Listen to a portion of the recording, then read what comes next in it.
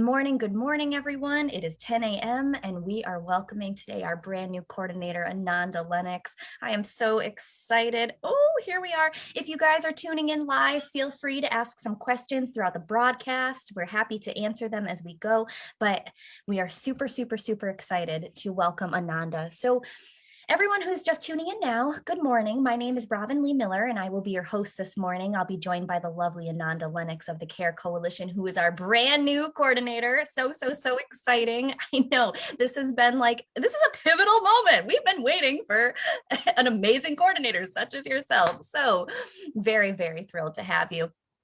Ananda has been in this space for a long time. She has been not only in the substance use prevention space, but also in the Pioneer Valley. So you know both in the community as well as the information that we're trying to get out to our youth in substance use prevention. Ananda, if you wouldn't mind introducing yourself, that would be great. Thank you, Robyn. You're just such a comforting host. Thank you so much. I just joined the West Springfield CARE Coalition as their new coordinator. I'm replacing Nikki Lewis, who a lot of you probably knew and loved, who went on to move to Boston. And I am hailing from the Northampton Prevention Coalition, where I had served for just under 8 years. I worked as their youth engagement coordinator to start when I was finishing my grad school program with kids at home, and was part-time, eventually moved up to their full-time position. And then, as we'll probably talk about during this little live session, most of the prevention work that you see happening, especially that deals with youth, is usually grant funded through federal grants. So when I left the Northampton Prevention Coalition, it was this natural process where you reach the end of your grant funding, you look for other sources. If it's not available, you go on and you take your experience and go to a new coalition where you can hopefully impact another community. So that's how I ended up landing at West Springfield CARE Coalition, is coming to where they do have funding through the Drug Freeze Community Grant. They're in year 3 right now. We're starting year 4, and I'm coming on board during COVID to see what we can do to help reduce delay and hopefully eliminate youth substance use. And we're probably going to get into all the reasons why that's really important. Absolutely. Thank you for that lovely introduction. And also too, so the CARE Coalition, again, it's more for substance use prevention in the youth population, but the CARE Coalition, although we do care, it is an acronym for something larger than that, right? Yes. So as far as I know, it is collaborative accountability reaches everyone. All right. Which is a little bit of a mouthful. When you work in prevention, it doesn't matter what you're trying to prevent. We are acronym heavy. We love acronyms because we want to include everything, because everything's important. But it basically, if you just think of it this way, it takes a village. Like when you want to do youth prevention work, we know what we're up against. You know, we have this kind of cultural norm pretty much across the United States where it's a rite of passage in a lot of communities to drink. It's a rite of passage to try marijuana. There's something about it's equated with maturity. And what we're trying to have happen within our community is make sure that our community members are investing in their community. And one of the ways that you can do that is by helping to push back on those cultural norms and let youth know that the longer they can put off use, the less likely they're going to experience long-term dependency issues, which is something that has been getting a lot of press lately because of the opioid epidemic. So the acronym is really just about, it takes all of us to do this. And that's why we're here today, is to enlist everybody's help, let them know what we're doing, and just help promote the message of delaying use for as long as possible for our young people. Yeah, prevention is such a big deal. And I know we were talking offline a little bit, and you also, you have children of your own, you have 3 kids, and we had spoken about how 2 of your children have ADHD and how that can tie into many facets of perhaps substance use in the future. So bringing up these types of topics now are very crucial to their well-being and understanding, right? Yeah. There's, the tough sell with substance use prevention, especially when you're trying to reach families, is that you're a mother, I'm a mother. We have already so many things to worry about, so you have to create this hierarchy. You're like, are they getting the proper nutrition? Are they getting enough sleep? Are they accessing their classes? How are they doing during COVID?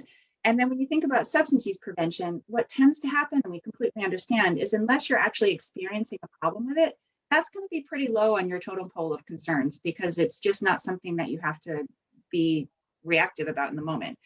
what I'm thinking about right now with the kids that I'm raising. So there's lots of risk factors to substance use, but some of the ones that I'm mindful of because of the kids I'm raising is ADHD, if properly medicated, can actually doesn't really increase your risk of substance use necessarily.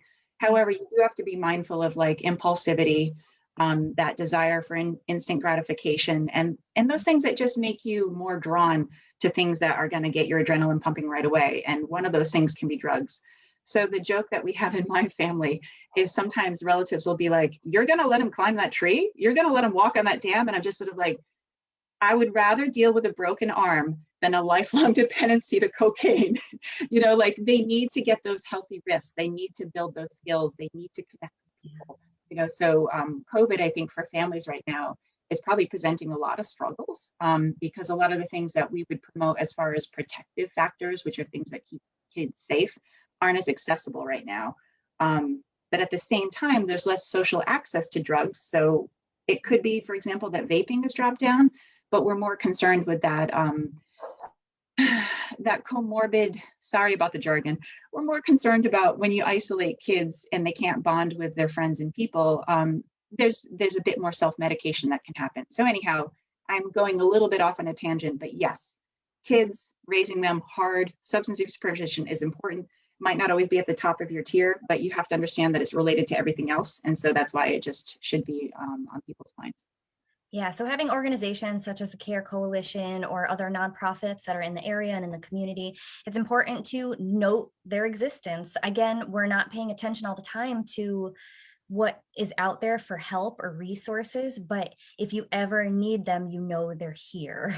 Mm-hmm. So you can always come to us, whether it's the CARE Coalition or, the Boys and Girls Club or Jack Jonah Foundation or Learn to Cope, or there are always organizations within your jurisdictions. And I mean, we're speaking mostly in terms of West Springfield, Massachusetts and the New England area. But again, wherever you are, chances are that there's probably some resources that could benefit you and your children, whether you're just trying to get information or you're knee deep in the incident already, because sometimes we're not noticing it until we're on that side of it. Yeah. And I think what I want parents to know are available like on our website or all the other places that you mentioned is that what I've noticed as a parent is, I might attend something and take in some information, but I'm not necessarily needing it until a year later. So just knowing that there are these resources that you can jump back to and access again when they do become timely. Like, for example, we're always promoting like have conversations with your kids about the consequences around substance use. Have conversations with your kids about your expectations for them around substance use. But then let's say you're thinking about this when they're 12 and then they're 14 and a half going to their first party. You're like, oh, what was I supposed to say? Like, and am I doing what they told me not to? Like, don't do this, da, da, da. And so just knowing that they can go back at any point, that information is not going to expire. And we're hoping, like, especially with COVID, to have more guest speakers and talkers come out that can just really give parents the language, because sometimes you run out of things to say, like, well, I don't want you to drink because it's bad. Well, why is it bad? And you can get a little tongue tied or frustrated. And so sometimes just having a bit of just enough, like you don't have to become a neuroscientist, but just enough education to understand how brains work and how they form, and how if you introduce something at a young age, it's more likely to interrupt regular development. So that's why we're always talking about, there's a reason for a drinking age. It's not just because somebody decided 21 sounded good. It's because of highway safety data. It's because of Mothers Against Destructive Decisions. It's because of a whole other reasons, but most of it has to do with your brain isn't done developing. And if you introduce these substances, they're going to have a much greater impact on your decision making, your actions, and sometimes your susceptibility to being dependent on that substance for the rest of your life, which is what we really completely want to prevent.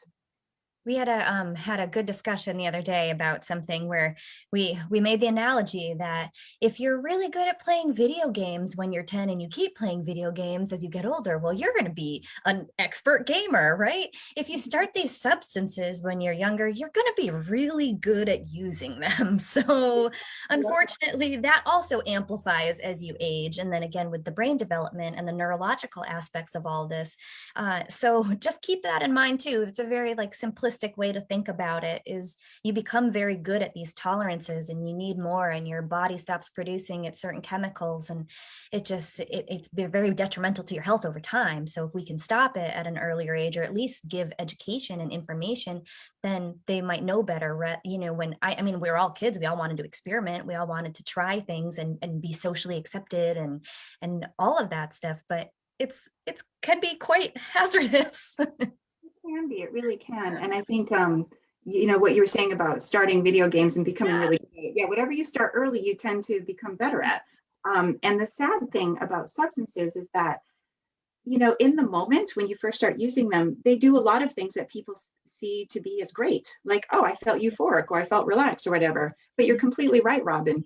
What starts off as like maybe a thrilling experiment, if your body, once your body gets habituated to the use, instead of feeling fun, it starts to just feel like needed to feel okay. And then you need to do more and more and more, because your body, your brain is very smart. Somebody once described it to me as your brain is just always self-correcting. So we throw around neurotransmitter names like serotonin and dopamine and stuff like that. And some of these drugs make those things spike, which is why you feel so good. It's actually your own neurochemicals that are making you feel awesome. But then your body's like, wait, that's out of bounds. I really like to stay at this mid ground. And so after a while, it doesn't matter how many drugs you do, your body's just going to start putting the kibosh on it and not let you feel the pleasure anymore. But then by then, if you don't take it, then you feel awful. You know, so what became like kind of a choice after a while is no longer a choice. And we certainly want people to have autonomy and free will, and find ways to feel good that makes them be contributing members to society, and not cause the we talked a little bit earlier about the family cost. You know, like we don't think about this when we're 12, 13, 14. You just think about, like, you know, it's something to do on a Saturday. And we're probably getting ahead of ourselves to talk about what can happen 20 years down the road. But I think if there's any parents listening, I think I look at the big picture. I mean, my kid's only 3. I'm already going to have these conversations with her. I'm already planning them out in my head. I mean, you're still at the age where you're like, I don't know, she seems pretty hardcore on that pacifier. Maybe I need to take it away. Are these addictive behaviors?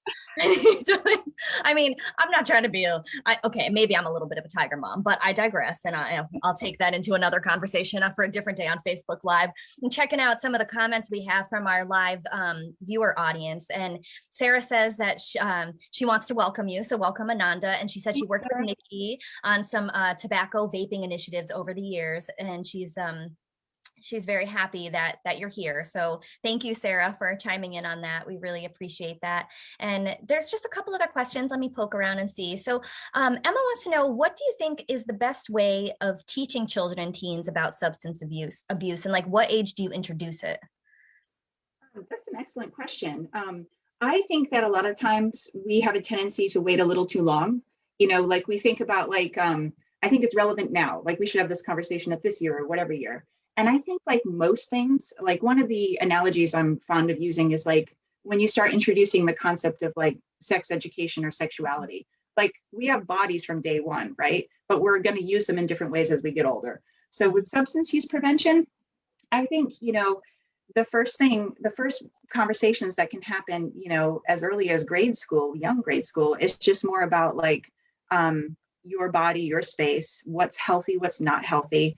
If people offer you, like, we all know that like you're not supposed to take candy from strangers, right? So those basic conversations about making sure that you don't take things that your parents haven't approved, doing some really basic education about the prescription medications in your home, you know, like letting them know that like if you need a medicine, like one of your parents is going to provide it from you and we're going to get it from the doctor. You're never going to take ibuprofen on your own or anything like that. And the reason that's important is, again, we're just planting the seeds for later habits where it's just sort of like you're not going to go accidentally take an opioid or a THC edible or something like that. And then as they get a little bit older, like 5th grade and stuff, you start talking about friendships and relationships and how people are going to ask you to try new things. And some of those new things are exciting and some of them aren't safe. And just giving them some very basic education about, you know, like tobacco, what it does to your lungs, vaping, what it does to your lungs and body, marijuana, alcohol, like just having conversations. And a lot of them can be organic, you know, like if you have a glass of wine with dinner, letting them know that this is something that adults can enjoy, but it's not good for young people's bodies, and just really gentle stuff like that. And then as they get like to middle school and stuff, I think that's about the appropriate time to start talking about what your expectations are, beyond letting them know what the laws are and what's good for their body, just letting them know that like there might be times that you're going to be exposed to this. And I want you to know that for us, we really are, want you not to drink. Like we want you to not use these things. If you do, there will be consequences, but also teaching them, this is a lot. I'm sorry, don't memorize it. Don't worry, replay. Teaching them refusal skills, letting them know if they ever do slip up that you will be their safe ride home, letting them know that you will be their excuse to get out of anything in case they're in a situation where they're uncomfortable and feel like they can't say no but want to leave. Some families come up with little code words that they can text each other. But I think first and foremost, making sure that you're always on their side, that you're there no matter what. And really destigmatize use if they do run into a problem so that they know they can go to you for help, just like they would anything else. And lastly, just so that I don't forget, is if you do have a history of substance use in your family or extended family, make sure your kids know about that. Like, just like you would disclose a history of breast cancer or diabetes or whatever, none of these things are going to guarantee that you're going to end up with that malady, but it does increase your risk. So it's a different conversation if you, like, let's say you have a history of alcoholism in your family like I do. The conversation that I have with my boys might be different from another family. It doesn't mean, again, that it doesn't mean you're going to have alcoholism because it runs in your family. It just means that there is an increased risk by about 50%. So it can help your kids make an informed decision if you let them know that that's something that they're up against, that perhaps their friends aren't, so that the decisions they make for themselves have to be for themselves.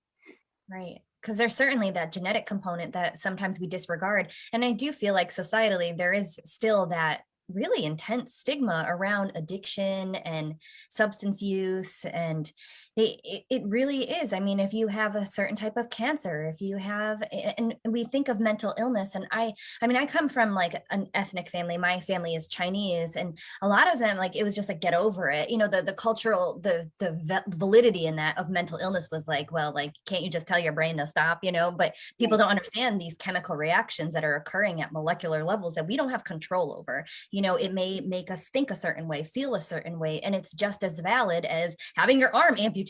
It's just, you can't see it all the time, but it can be there. So just being mindful and open to that, I think, is a big too as a parent. Exactly. Yeah, I plan on having these conversations, I tell you. And again, she's only 3, but it's going to happen. A lot of the conversation that's happening in our life is very similar. People want to know, like, what age and when to recommend discussing with your child. And as we said, it changes, the conversation changes and evolves as they age. And again, it's your own discretion as a parent. Again, we're here to provide support. We're offering our own advice and opinions, but again, it's up to your own discretion to feel what you feel is necessary and appropriate for your child at that time. Other comments coming in are just, I think creating more safe spaces for young people to have fun would help them stay away from the pressure of drugs and alcohol. And that is a huge deal right now that we're facing right now with COVID. There's very limited places that we can frequent right now safely. What's your thoughts on that? It's so true. I mean, I think that one of the things that I've noticed working in this field, when you look at vulnerable ages for substance use, is we go through that stage of being children, and then we're teens, and then it's not cool to be a kid anymore when you're a teen, and so it's like, what's left to do? Like you used to go roller skating or go to the skate park or go to a dance or do whatever. And then there's that awkward age where it's just sort of like, well, now I'm supposed to be morphing into more of an adult. And so the only example I have of what that looks like is going to parties and doing risky things and doing all these other stuff. And so I've been a big fan lately, if parents haven't found it yet, those escape rooms that they're making available online, and any of those like hidden city tours where you can go through and for usually it's about $20 to do it. You can do team events during COVID. It's amazing, where you can like be dropped down into London, with a map of the city. And then you go through and you have to find different clues and navigate it. And it's a bit of a scavenger hunt, but also an adventure that you can do when you can't, do stuff like that. But yeah, I think places like the West Springfield Boys and Girls Club are, those sorts of resources are invaluable. I think we need more of them. And I think that whoever it was that just suggested that is brilliant, because I think one of the things we lose sight of when we're talking about preventing things is like when you prevent certain things, you leave a vacuum. And how do you fill that vacuum? And it's like kids are just trying to find ways to challenge themselves and grow and find their sense of autonomy. And if there aren't healthy ways for them to do that, they're going to find other ways to do it. So having a community that really supports youth activities is an essential ingredient in this whole work around prevention that we do. Yeah, absolutely. I agree. Thank you for that answer. That's so true. Just to reset the room for anybody who's just watching and tuning in with us, this is Ananda Lennox. She's our new coordinator here at the CARE Coalition, and I have the pleasure of speaking with her today about all of the different things that she is providing to the CARE Coalition, the experience that she brings from her previous employment opportunities, as well as having a personal connection to a lot of this, having 3 kids of her own, a history of alcohol or substance use in her own family, and knowing how to apply that in many facets, whether it's, with other children that may come through with our programs. Maybe we have some youth things that we're offering. There's another question coming in. Does CARE have any info? Let's see, replacement coping mechanisms for kids. What kind of information could we provide? There's a comment from Jenny about coping mechanisms for kids. So, I mean, we were just talking kind of about Amazon, like these crazy things that we're like, okay, what do we do? How do we help them? Do you have any thoughts on that, Ananda? Um, well, I mean, I guess yes. I, We you do. just said Amazon, which makes me now feel like compelled to share my personal story. Kids are very creative in finding different ways to cope if we can't, provide alternatives for them. So I was sharing with Robyn before we went live that my youngest just got himself in a lot of trouble by finding out that he could get creative on ordering things online without permission. And he was doing that when questioned afterwards he was saying, I just wanted to feel better, which I think was very legit, very heartbreaking to hear as a parent, but I'm still upset. You definitely broke some big rules. So coping mechanisms for kids that you can teach, there's tons of books, there's tons of websites on them, but they basically center around like teaching them how to recognize how they're feeling, and then helping them learn different ways to adjust how they're feeling. Like, for example, if it's an uncomfortable feeling. So one of the examples that we learn, like when our kids are really young, is like they have temper tantrums and they get upset. And, at that age, they cycle through those emotions really quickly. But when they get to be 8, 9, 10, 11, 12, those states of being last a little bit longer. And then when they get to be teenagers, they can last a long time. And then you have the physicality of just like this almost adult-sized person. So a lot of the things that you can work on with your kids are just checking in, giving them space. Like, oh, it doesn't look like you've taken a breath for a while. Why don't you take a breath? I can, like, when they're like, like slowing them down helps a lot. Yeah. Incorporating things like exercise, like why don't we go for a walk? And depending on the age of the kid, that can be like super lame. I do not want to go for a walk, but it can be like, let's put on like a dance video and jump around to that for a while, or put the treadmill on the highest setting and put it on the steepest incline and see if you can stay on, like make it a little bit more exciting. Having corners that they can go to look at books, things like that. And teaching them things like, I think some of the things my kids have learned over COVID time is that thankfully, and sometimes not thankfully due to technology, is they can actually call or Zoom with people that they're missing, so letting them know that that's an option. And I don't know how much time we have to go into coping things, but there's lots of things you can teach. And there's lots of places online you can look. And some of my favorite ones have to center around ADHD, I have to say, but they tend to be like helping kids recognize and get back into their body.